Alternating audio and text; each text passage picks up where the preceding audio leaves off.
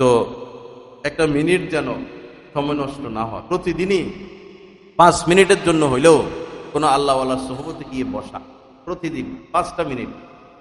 5 minute হিম্মত হয় না, 1 মিনিট নিয়ত করেন, 1 মিনিটেই শুধু কাহারও কোনো আলেমে দ্বীনের সোহবতে থাকবে, 1টা মিনিট প্রতিদিন। আল্লাহর কসম, এই 1 মিনিটে যদি আপনি কোনো আল্লাহওয়ালা সোহবতে প্রতিদিন বসেন, 1 সপ্তাহ 15 দিনের মধ্যে আপনার মধ্যে পরিবর্তন চলে আসবে। আপনার পাথর গলা শুরু করবে, 1 মিনিটের জন্যই গেলেন। আল্লাহ সবাইকে তৌফিক দান করেন।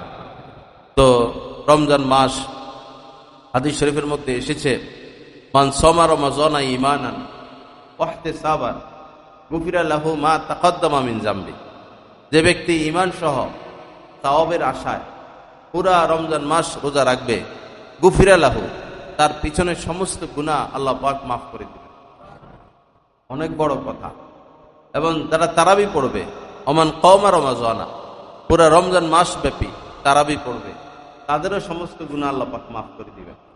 তারাবিতে মজা বেশি, তারাবিতে দাঁড়ায় থাকতে হয়, বস আল্লাহ পাকের সাথে সম্পর্ক বাড়াইলেন, কথা বললেন, যোগাযোগ করলেন।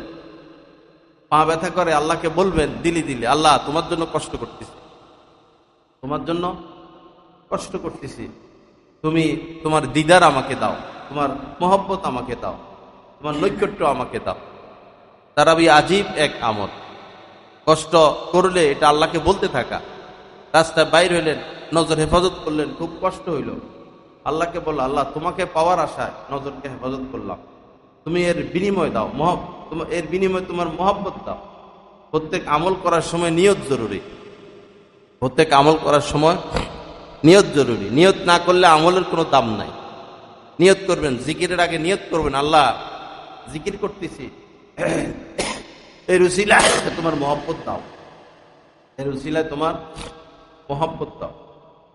আল্লাহ পাক আমাদের সবাইকে তৌফিক দান করেন।